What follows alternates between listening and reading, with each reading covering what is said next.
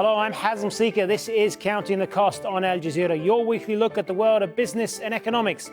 This week, Venezuela in crisis. We'll look at how the oil industry, the country's only source of income, is in meltdown. Also this week, the internet is about to change. We'll be taking a closer look at new rules giving consumers the right to be forgotten online. Plus, France's Total warns it will pull out of a major gas project in Iran as U.S. sanctions loom.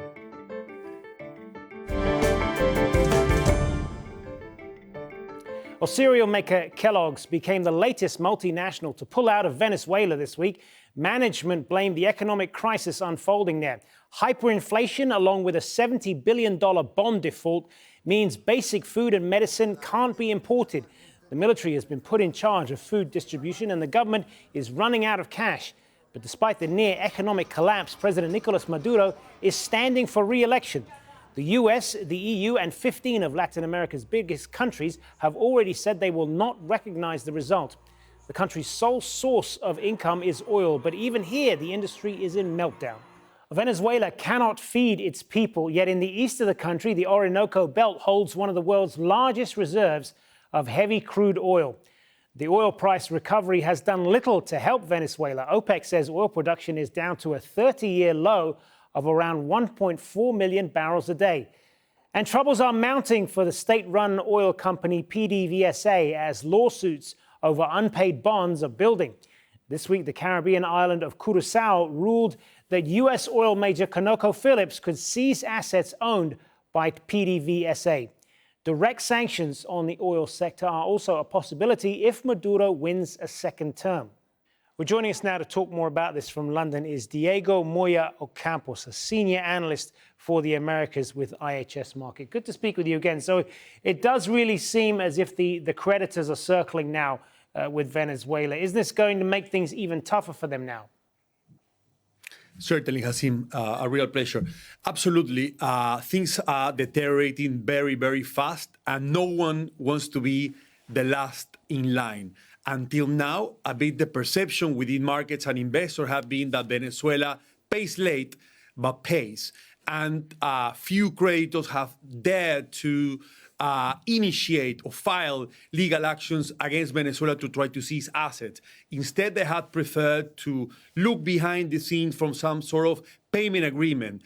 After Conoco and the recent actions of these days, we're seeing a more aggressive stance and less patience from creditors trying to seize Venezuelan assets, and certainly no one wants to be the last in line. And what about the potential impact as well of expected U.S. sanctions on Venezuela?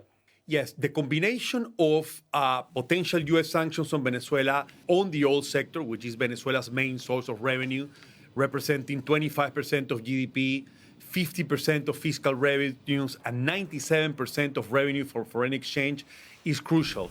If you add that to the operational disruption, which is affecting exports, resulting from increased attempts to seize oil cargoes, Venezuelan oil exports, certainly that's a big deal. And also the fact that Venezuela's oil production, because of mismanagement, is falling dramatically. It stands at 1.4 million barrels per day, according to OPEC. And we have to remember that 1.5 years ago, it was 2.4 million barrels a day. And when you combine that with expected sanctions on Iran later this year as a result of the U.S. pulling out of the Iran nuclear deal, what's all that going to mean for the oil markets? Well, certainly that will have an impact. I think in the specific case of Venezuela, I think the market has already absorbed this idea that Venezuela increasingly will no longer be a key player within OPEC and that oil production will systematically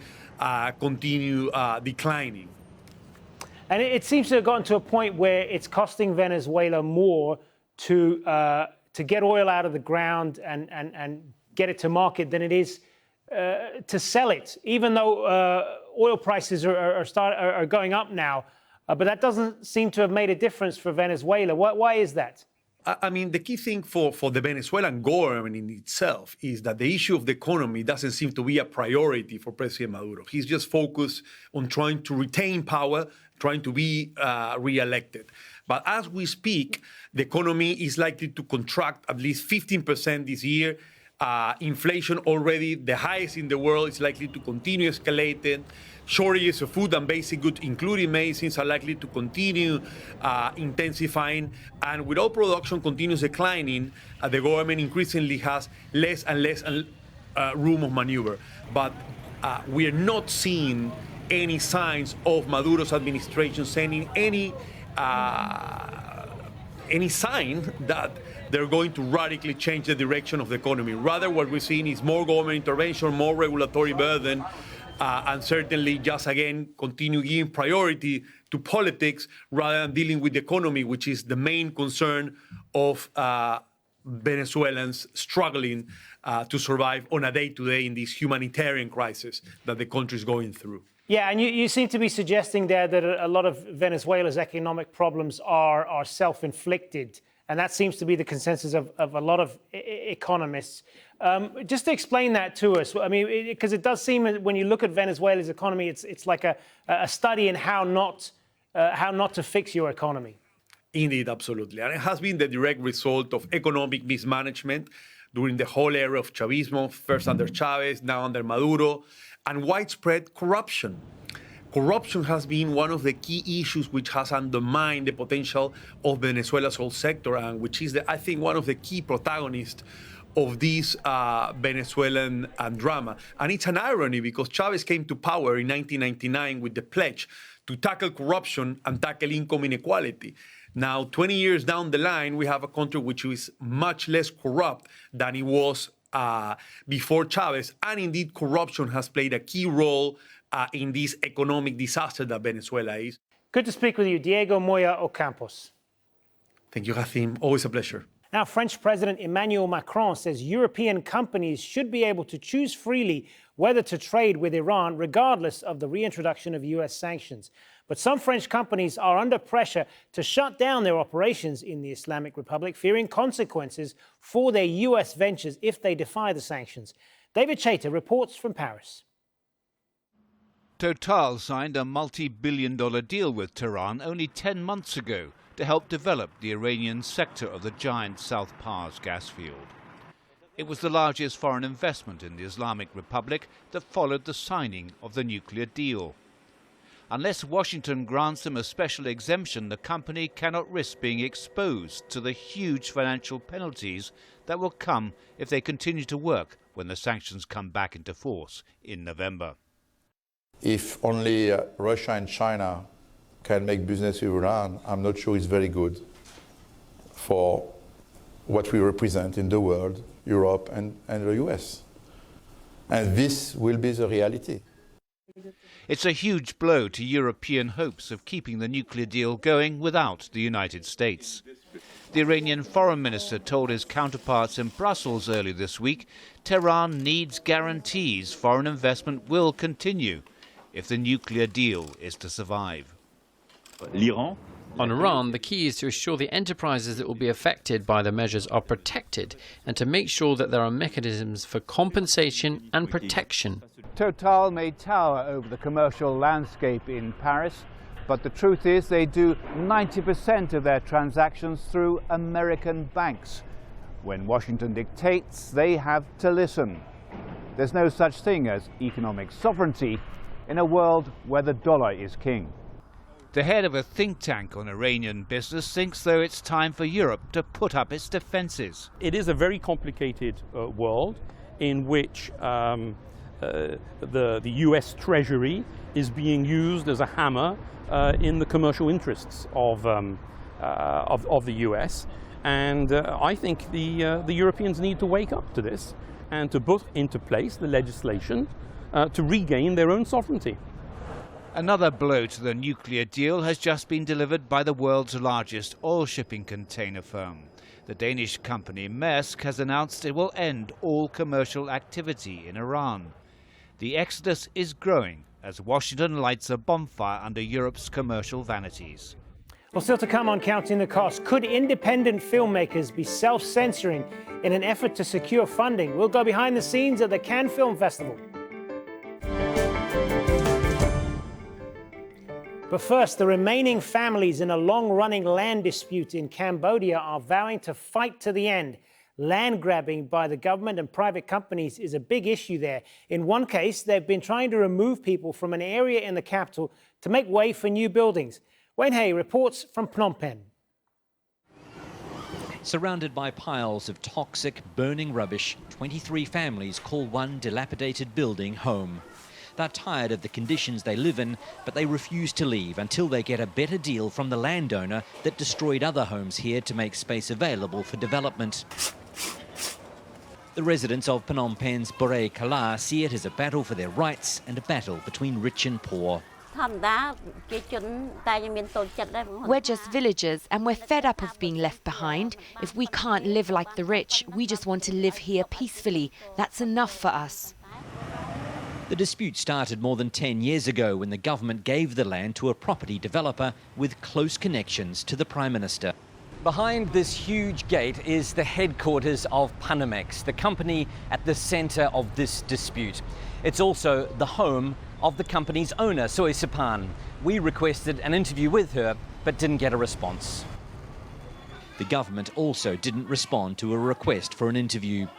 A deal was reached with some residents to move into new buildings on the same site, but after promising to construct 10, only 8 were built, not enough for everyone.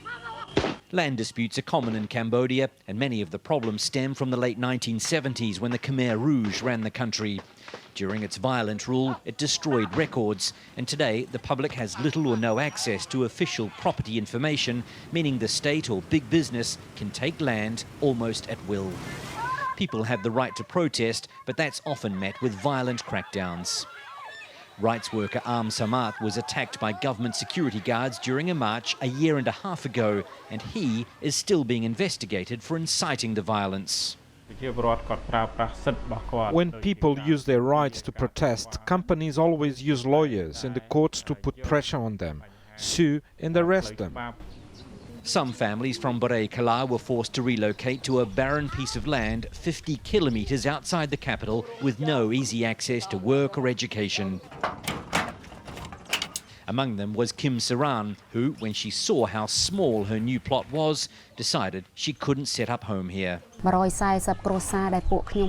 We didn't volunteer to move here. My land is just 3 by 12 metres, so I can't even build a house on it. When we filed a complaint to the authorities, they ignored us. Adding to the insecurity for those who moved, no land titles have been given to them, so the company can simply move them on again. For those who chose to stay at Bier Kala, that's a possibility they've been living with for years. Now, on May 25th, the internet will change. From that date, if your personal data is being used by any company in the European Union, then you have rights that didn't exist before. This is a global change because so many internet companies have employees or users somewhere in Europe. Our data is used to try to sell us stuff in the shape of personalized advertising. It's how internet companies make money and why so much of the internet is free to users. We're the product, not the customer, and data is a billion-dollar industry. But now those companies will have responsibilities, and if they fail to live up to them, then they will be fined by the European Union. The EU's new set of rules are known as GDPR, and it's a major change for how our online world works. Well, GDPR stands for General Data Protection Regulation. The new law applies to all global internet companies processing user data in the EU. They include everything from your credit card details to your photos and even biometric data. Companies must clearly ask for consumers' consent to harvest data, so people will have to actively opt in.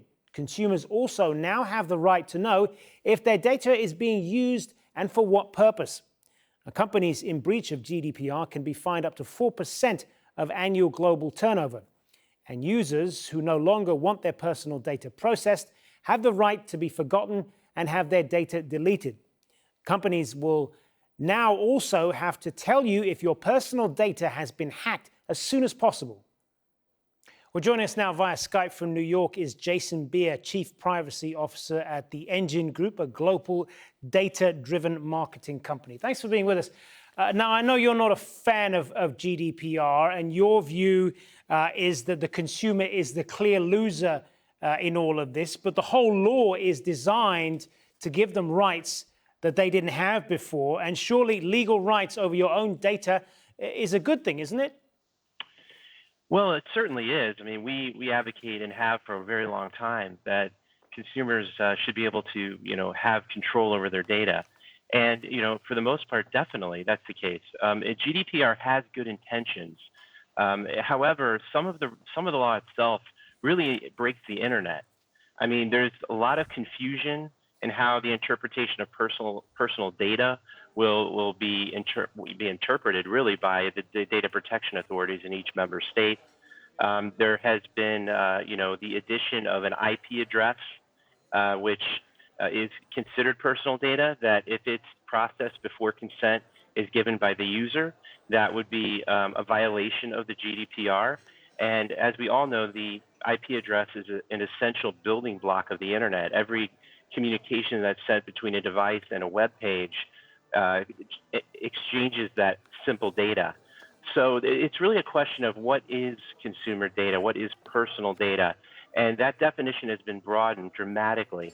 And so what we're going to see really is potentially more data being shared with consumers because or with businesses by consumers that causes really an increase in the amount of data that's given to companies rather than curtailing data sharing.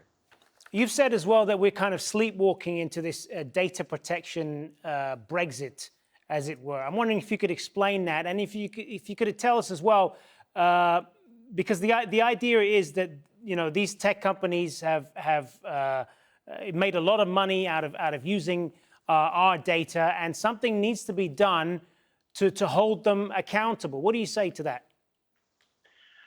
Well, look, we don't need to break the internet to do that. I know Google and Facebook are really going to be empowered by GDPR. They're very familiar to people. The services are widely used. They're going to get opt-in consent. That's really the issue here. Small businesses can't get opt-in consent.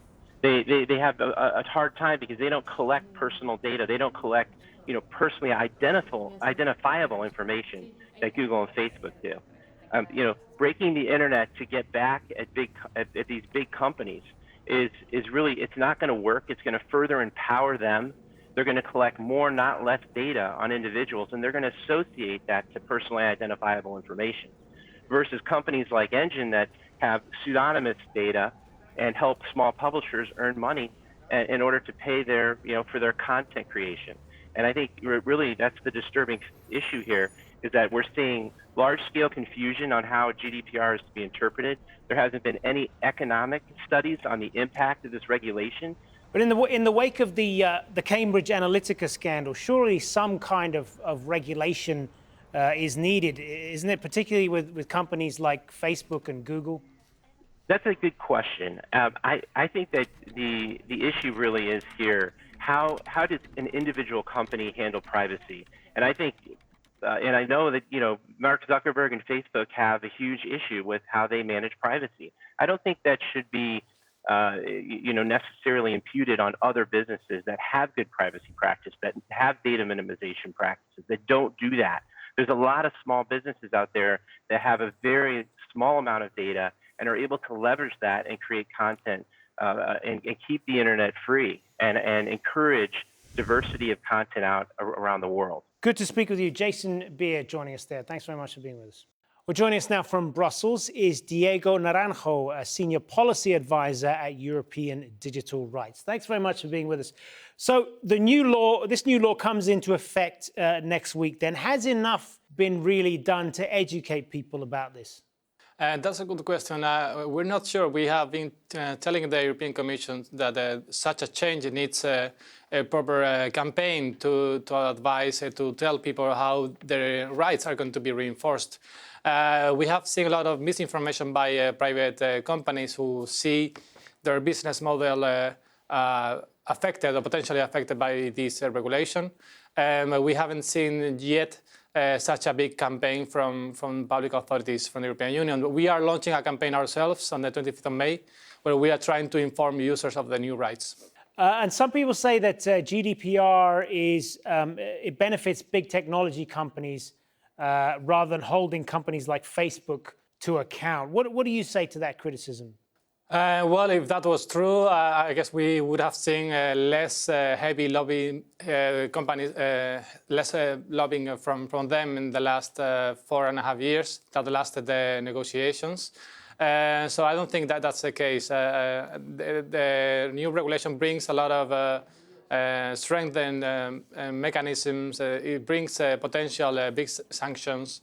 So I don't think they will be able to benefit directly from it. I think if they follow the rules, they will be able to do their business as anybody else. And they of course, they're big, so they will be able to adapt quickly. But I'm not sure this is going to reinforce these two big companies, rather the opposite.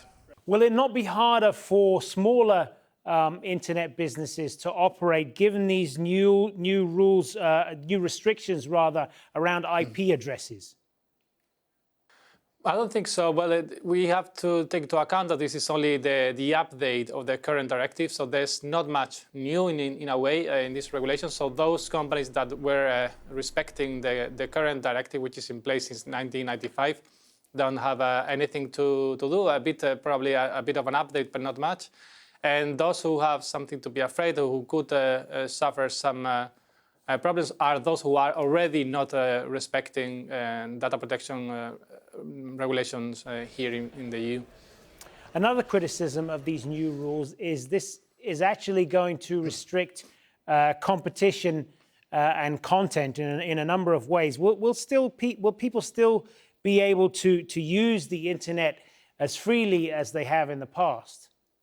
Of course, yes. And what these rules allow is for the movement of personal data and the legal use of this personal data, but also requires the consent of users for such use. So people are able to do whatever they want on the internet. They're free to share their pictures, their personal data as they wish, as long as they are really informed of what's going to be done with their personal data. And so I don't think this is going to restrict anything, but rather enhance and data protection friendly businesses to do what they are already doing, and users to be more in charge of their personal data. Good to speak with you, Diego Naranjo. Thank you.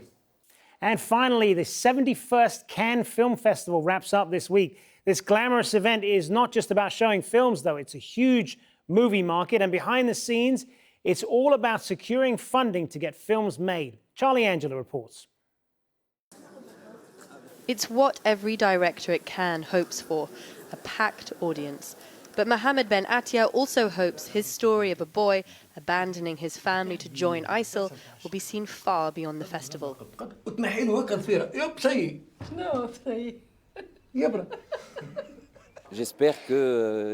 I hope it will touch the Tunisian audience first and then a wider audience. This is a universal theme and everybody in the world should see it.